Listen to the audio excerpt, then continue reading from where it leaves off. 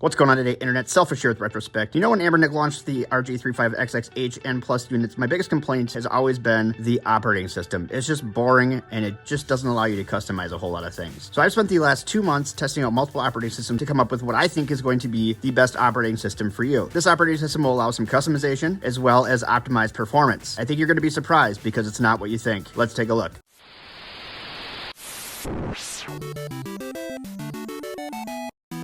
So after going through all these different operating systems and testing them out and using them for a week or two each, really trying to figure out what I really liked. Now, I did this before the Koriki version 40 build, because you saw last week I posted a video on Batocera Koriki and said, put this in your back pocket because there are some issues with it. Now with this version 40 build, they have fixed a lot of those issues. That being said, it's still not as stable as the stock operating system, and now we have the option to use that stability and modify it. If you go to the link in my thingamabob, you're going to see something that looks like this. It just goes through some things that are added in the changelog in this version 4 build of modified OS. And again, we are still using the Anbernic OS as our backend. This gives us some quality of life improvements, as well as some customization improvements, and then some emulation improvements. In order to not spend too much time and get too deep into the weeds on this, you're welcome to read through this to see all the improvements that are made. Some of the big ones are going to be some optimization for PSP, adding cheats to PSP, some PS1 optimization, N64 optimization. Even though N64 works relatively well on the stock operating system, this will actually tweak it and use the correct emulators and things so you get better performance out of N64. And on top of that, a whole bunch of other stuff.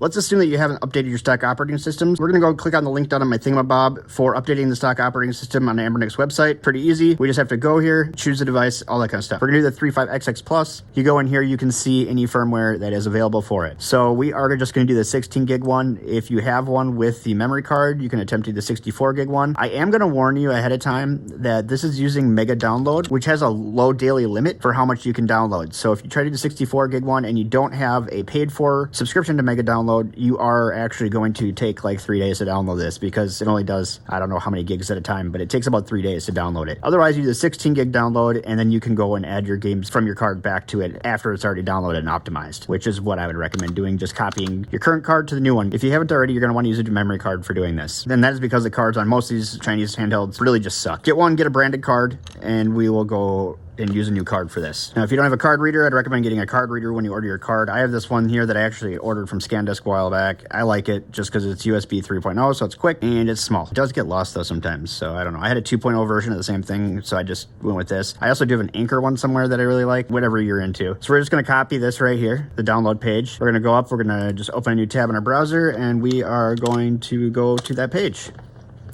And now this is what it's gonna look like. You're gonna have a mega download thing that's gonna pop up.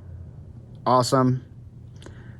This will have Rufus in here for writing it if you need Rufus and don't already have it. You're going to see this in a few different places, but it's a lot of stuff we download today will have Rufus. Rufus is going to allow you to write the image to the card if you're not familiar with Rufus. You need both of them. Select them both. All you do is click on both of them and hit download up here. Now, this is going to take some time, so you're going to get a little pop-up down here. It's going to tell you it's downloading. Go get yourself something to drink, maybe pee, whatever, and by the time you get done, it should be about done. Now that we have that done, we're going to go over here to our downloads folder. So it's right here in my downloads folder. If you have WinZip or 7-Zip, you're going to need to use a program like that. I prefer 7-Zip. It kind of opens everything, and it is free. Otherwise, you will get a version of it in some of the stuff we're going to download today. There is 7-Zip in one of the files as well. But in here, I just go into show more options, 7-Zip, and I'm going to extract it right here into my folder. And this should only take about a minute or two. I guess I got about 30 seconds remaining. Probably not enough time to get up and pee, but maybe time to check your Discord or something like that. While this is happening, I am going to turn off my old device and remove the memory card, since we got some time here. Just hit the menu button, hit shutdown, and yes. So what we are doing right now is we are getting ready to replace the stock operating system. You are going to take out, this is TF1. I'm just going to use an actual 16 gig card.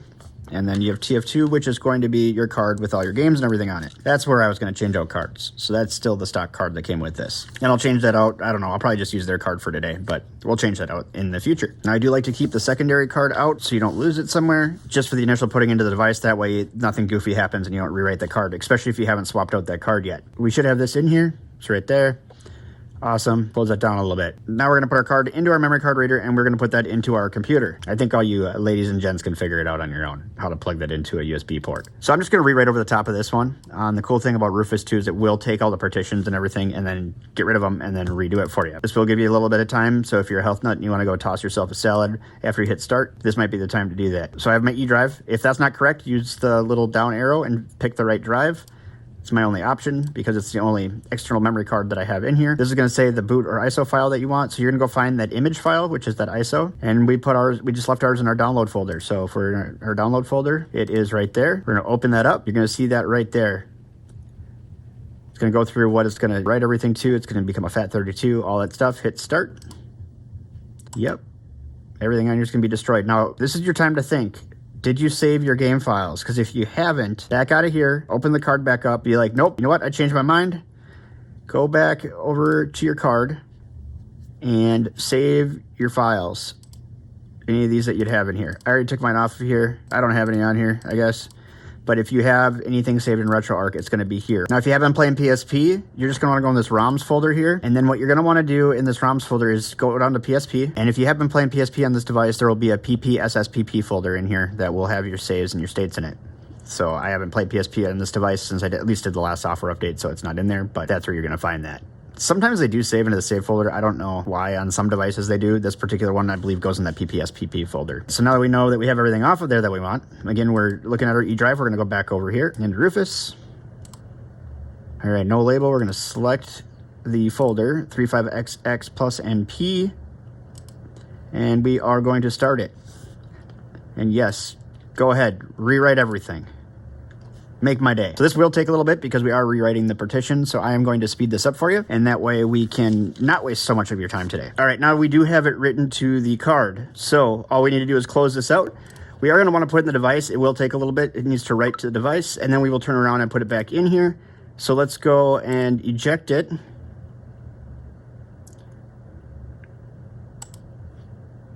Okay, so we have our card. We're going to put it in the device, and then we are going to restart our device. This probably will actually take a couple of minutes because it is setting itself up and writing its partitions and things like that. Now that the device is booted back up, we are actually, if you haven't updated before, you are seeing a new icon screen, which is kind of cool. This actually looks really nice. It's really clean, and it's really easy to use. So again, the argument I think would be that this is an easier operating system to use, more user-friendly than some of the other ones that are out there. Maybe not quite as much customization, but we are going to add some to it, but this is just a really easy OS to use. Now that we have that in here and we've rebooted, we are actually going to shut it down and put it back into our computer. Now that we have the shutdown, we're going to put the memory card back into our computer and add the StockOS modifiers to it. So I just did this and forgot to record it all. So mine might look slightly different, but the process is going to be the same. You're going to take those 3 files that we had downloaded, and I just created a folder in my downloads folder, dropped all 3 of them in here. They are all still in a zip format, which is where 7-zip is going to become useful. My light is freaking out over here. What is going on? So for each one of these, you're going to want to right click on them, show more options, go to 7-zip, and go extract here. We're gonna do this with all 3 of them. It actually will create these folders already, and it will put some of the files into the adjacent folders. So everything will be all good and tight and together. And we'll do that again with the 3rd one. Once we have them all extracted here, we do have our card down here somewhere, this one. We're gonna open our ROMs folder. I'm gonna put it in a different window. That way we have everything separated here. Now you may or may not have an apps folder in here already. Not important, but each one of these you're going to open. So first we're going to click on the 35XX Plus, and we are going to go StockOS mod. We're going to go to update package, and then you're going to do the same thing here. You're going to right click. You're going to go show more options, and you are going to go extract here. Just hit yes. This is just replacing the README file. It's the same thing either way. Now we have this apps folder. So what we're going to do here is we're just going to drag this into the ROMs folder over here, and it will install now mine's asking to replace because I already did this, but it will install it into the apps folder for you. Once that's completed, we're going to go back here, and where you see OS image, this is just an updated version of the operating system, but we just put a newer version than what's in here on there because it just updated a couple days ago. You're better off just using the one we just did. The theme customization tool you're going to want if you want to have different themes. So you just go in here, you right click, you go 7-zip, extract here. Going to tell you have a README file in here already. That's okay. And you are going to see these things inside here, right? So your original themes and what have not. So what you need to do is, once again, you're going to roll this over here into the ROMs folder. Now, again, with mine, it's going to tell me it's already done, but yours is going to keep on going because I already did this and forgot to record it. Now we get back all the way back out again. Now we got custom themes. Now with each of these, if you want to see what they look like ahead of time, you can actually come down here, click on an image. It will pop up a theme and you'll be able to see it. So that's your background and stuff. That's what the theme is going to look like. So any of the themes that you decide you want, or if you want to do it to all of them, it's up to you. These are still in a zip format, but you can actually just drag this folder in here for each one of these. So you're going to do that for as many of these themes as you want. Now, while your themes are installing, we'll back up one more here, and we will be at this page right here. Just the original 35XX one where we extracted everything.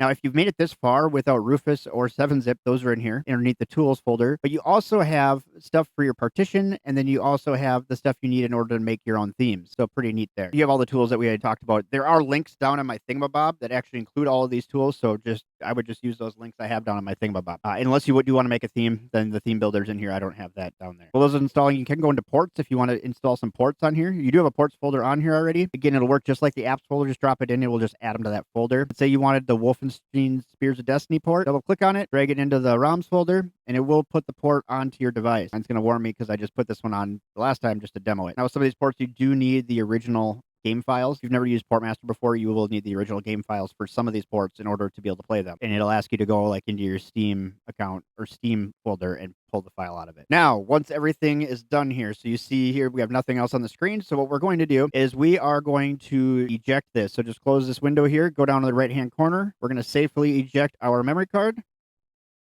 Perfect. And then we're going to put it into our device. Do that. Goes upside down. I don't know why, but it does. Put it in there. Start her up. Take a couple of seconds here just because it's going to need to read through everything we just put on the memory card. So be patient with it. Now, once you're at the screen, you're like, what? Everything still looks the same. Selfish. What are you doing? Well, we need to go into our RA games. And then once we're in RA games, we're going to see an apps folder. In here, we can see some of the different things that are on our apps before and the things that we added. So different things like you can turn your LED lights on and off. It's not as big of a deal on this device as it is on the H, where you have your LED light that's always on in the corner. You're able to turn that off. You get your quick shutdown option. That's going to allow you to have it just quick save, shut down, and you're going to start back at the same spot. But what you first need to do is you need to go to this R35XX Plus H upgrade and start it. So it's going to ask you, do you really want to do this upgrade? And it's pretty obvious because you clicked on the button to begin with. This takes about, I don't know, 3-4 minutes. So we'll let that upgrade real quick. And then once we're done with that, we'll take a look at adding some themes and what have not. While this is upgrading, it is updating those things in the changelog as far as PSP cheats, N64 emulators, things like that. That's what it is doing right now. You should get a message like this where it says upgrade successful. Press any key and it's going to do a reboot. Just doing the update from Anbernic alone would have made a lot of improvements and you would have enjoyed it, I believe. But now that we have this, we can actually do some of those quality of life things that we had seen inside this menu. So any of these things we want to do, we're able to do them now. Some of the things that you're going to see here is you do have an ability now to turn off that LED, like I said before. If you find yourself having issues with any of the app after you made some changes, there's actually a restore option in here now, so you can restore any of those applications or your emulators so that you'll go back to the way it was when you installed it. So that'll be very useful in some instances. Here's your shader option, and then you also do have all these themes now that are built into here, right? So we could go and say we want a Persona 5 theme. I've never looked at this one before, but we'll take a look. So now when we get on here, so here's our menus and stuff like that. So this one didn't do icons. Some do icons, some don't. I think we're going to start seeing more themes now, though, that these are available for people to make themselves. I think it's huge when you have that ability to put it out there to the community. People are going to want to do it. So each one's going to have their own uniqueness and things like that. My favorite is obviously the snow theme, but you do have more options now that we've completed all that. I did just put the other memory card in because I hadn't put it in there yet. So what you will see when you go into this is still just like it was to begin with. You have TF1 and 2. Your apps folder is under 1. I just wanted to make sure you saw that. If you put some ports on here, you will have the ports here. You may need to go find the files for some of these, as ports are really designed to use PC games that you already own.